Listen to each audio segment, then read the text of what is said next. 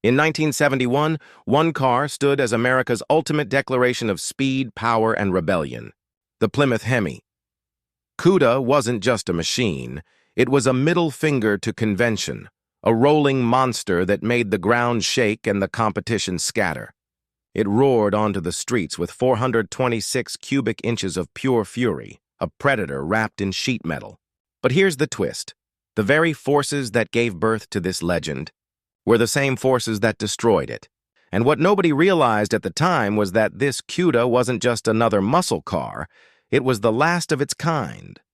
To understand why the 1971 HEMI Cuda became a lost legend, you have to step back into the storm of the early 70s. America was changing fast. The muscle car golden age, those wild years of unregulated horsepower and cheap thrills, was burning out like a dying star. President Nixon had just signed the Clean Air Act, demanding a 90% cut in emissions by 1975.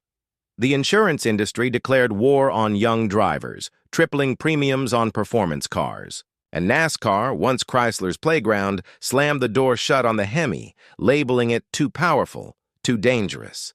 Meanwhile, the country itself was unraveling.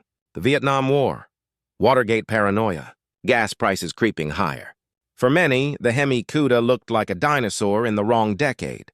But for those who saw it, those who heard its shaker hood rattle like a beast gasping for air, it was nothing short of salvation on wheels. But what they didn't know was that Chrysler's most ferocious creation had already been marked for execution before it even hit the showroom floor. When the '71 Cuda arrived, it wasn't just a facelift. It was Chrysler's last desperate swing in the heavyweight fight of Detroit horsepower. They knew the regulators were coming, the insurance wolves were circling, and the culture was turning. But instead of retreating, Plymouth doubled down. The E-body platform, born in 1970, was reshaped into something sharper, more menacing. The '71 front end looked like it wanted to devour you alive. Its new four-headlight cheese grater grille glared with an intensity you didn't see on Camaros or Mustangs. For a single year, Plymouth gave the Barracuda a face that matched its predatory name. The fender vents, styled like a barracuda's gills, hinted that this machine wasn't just alive, it was breathing. And then there was the shaker hood. You couldn't mistake it. A hole cut straight through the steel, with the engine's air scoop protruding like the snout of a monster breaking free from its cage. Every time you pressed the throttle, the scoop shook violently, as if the beast inside was clawing to get out. Other automakers played it safe. Plymouth? They let the animal show its teeth. Underneath, the heart of the legend pulsed, the 426 cubic inch HEMI. Nicknamed the Elephant, it was a block of iron so massive it weighed nearly as much as an entire Volkswagen Beetle engine.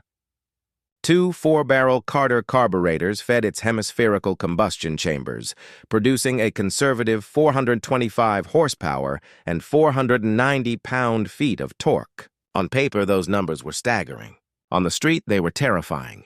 This car could launch its 3,700-pound body to 60 in just over 5 seconds, supercar territory, in 1971. But here's the part the magazines didn't tell you. The HEMI wasn't just an engine, it was an experience. You didn't drive a HEMI Cuda, you wrestled it. You felt the pistol grip shifter in your hand, the vibration rattling through your chest, the shaker hood trembling in front of you. Every ride felt like a street fight, and you were never sure if you'd walk away the winner. Even inside, Plymouth kept things raw. No luxury distractions, no pampering comfort.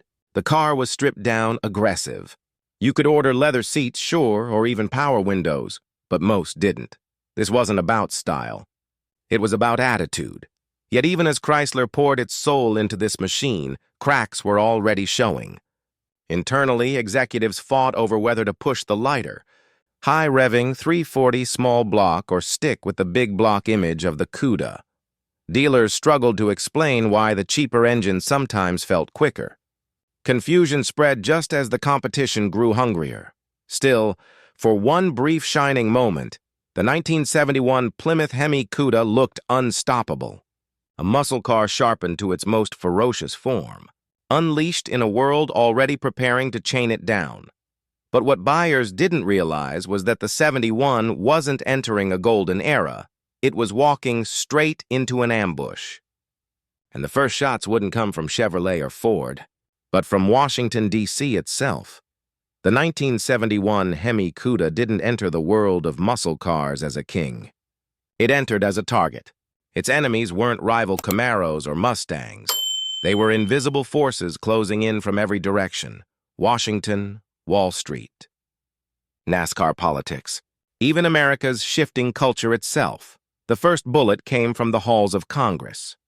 In 1970, President Nixon signed the Clean Air Act, a sweeping law that demanded automakers cut emissions by 90% by 1975.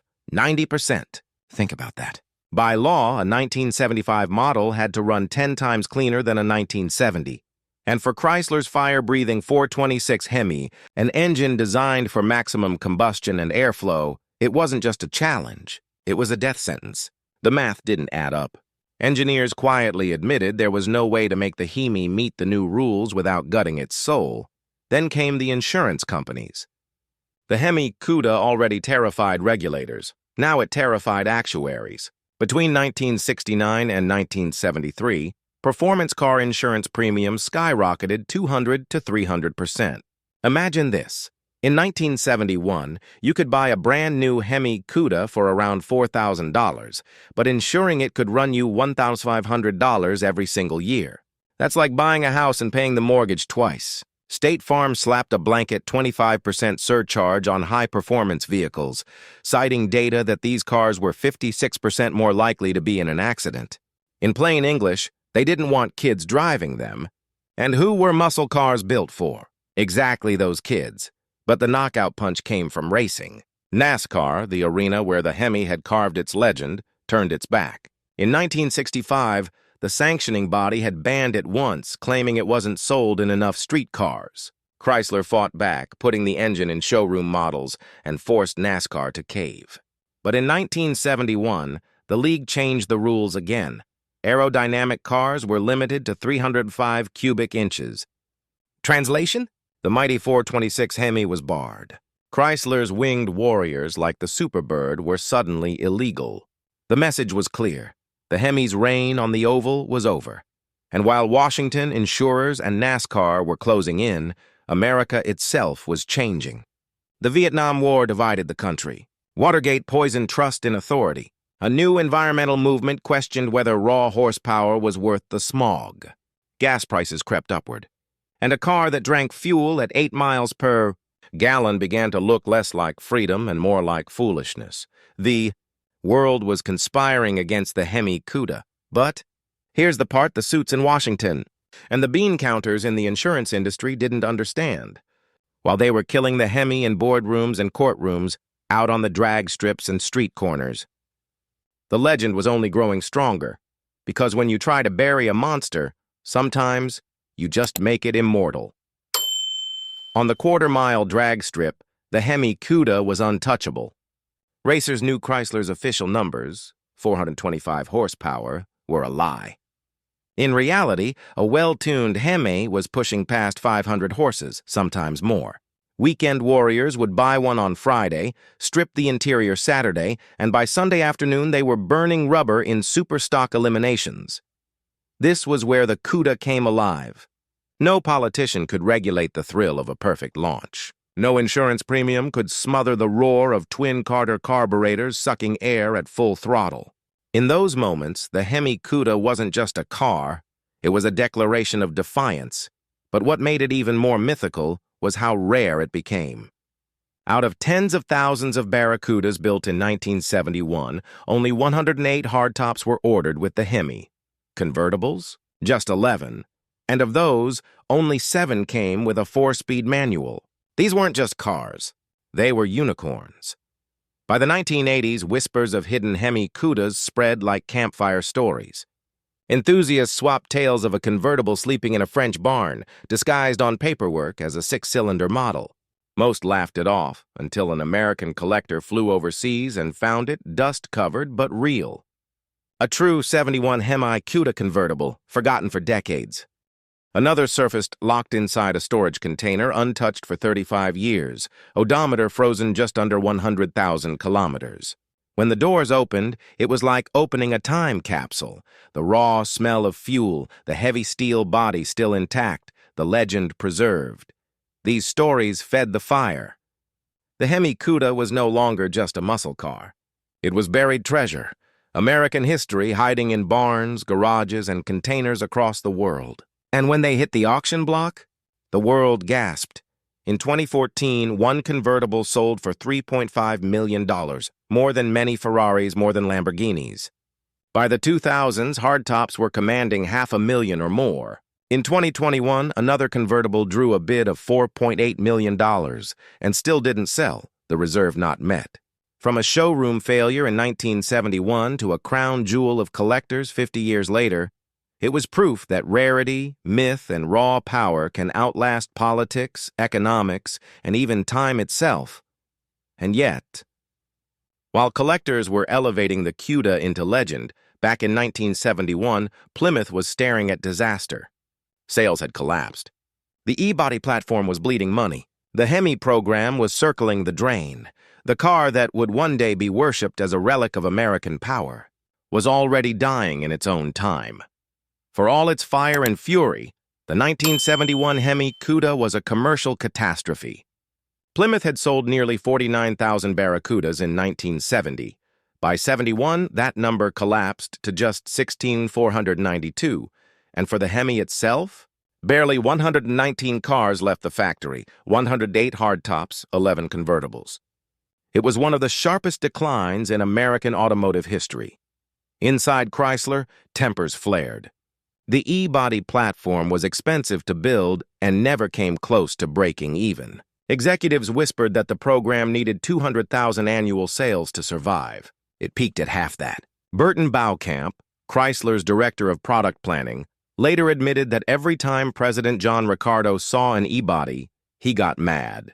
The company was bleeding cash, and the HEMI Cuda was part of the wound, and beyond Chrysler's walls, the noose tightened. Emission standards loomed closer.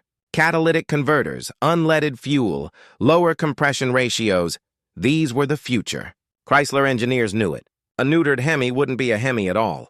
Rather than watch it fade into mediocrity, Plymouth killed it outright. 1971 became the final year. The press didn't hold back either. Car Life magazine complained about the massive doors that felt like boulders. Motor Trend admired the styling but noted the car felt slower, strangled by early exhaust modifications. Road testers loved the image, but they knew the truth. The E-body wasn't aging gracefully. Build quality lagged. Handling fell behind GM's F-bodies. The dream was cracking under its own weight, so the HEMI Cuda died not in glory, but in silence. No farewell tour. No special edition, just gone. What remained were scattered survivors. Many raced, some wrecked, others tucked away, their significance not yet understood. But sometimes the world doesn't realize what it's lost until it's already gone. And that's where the 1971 HEMI Cuda finds its immortality. It wasn't just another car that went extinct. It became a relic of a vanished America, a time when engineers weren't chained by regulators, when insurance companies hadn't priced out youth, when horsepower was king. Collectors today treat HEMI Cudas like sacred artifacts. Every bolt, every weld, every VN number is tracked and verified. Numbers matching examples, cars with their original engine, transmission, and rear axle, are worth fortunes. Restoration experts spend years chasing absolute factory accuracy because in this world, the tiniest detail can add or subtract hundreds of thousands of dollars. But beyond the auctions and the garages, the 71 HEMI Cuda survives in culture. In films like John Wick, Chapter 4, it's more than a getaway car. It's a symbol. Raw power, American rebellion, unstoppable force. It tells us something about who we were and maybe who we still want to be. Because here's the truth. The 71 HEMI Cuda wasn't just a machine. It was America's last wild scream before the cage door shut. The last time Detroit built a car with no compromise, no apologies, no thought for tomorrow. It was the final blast of thunder before the long silence of regulation, oil crises, and downsizing. And when you see one today at a rumbling at an auction, idling at a car show, or hiding in a collector's vault, you're not just looking at steel and rubber, You're looking at the ghost of an America that believed speed was freedom. But the HEMI Cuda's story is just one chapter. Next time, we'll dive into another legend that fought its own war on the streets. The Chevrolet Chevelle SS. A car that wasn't just a rival, it was a weapon in the horsepower arms race. And its story is even wilder.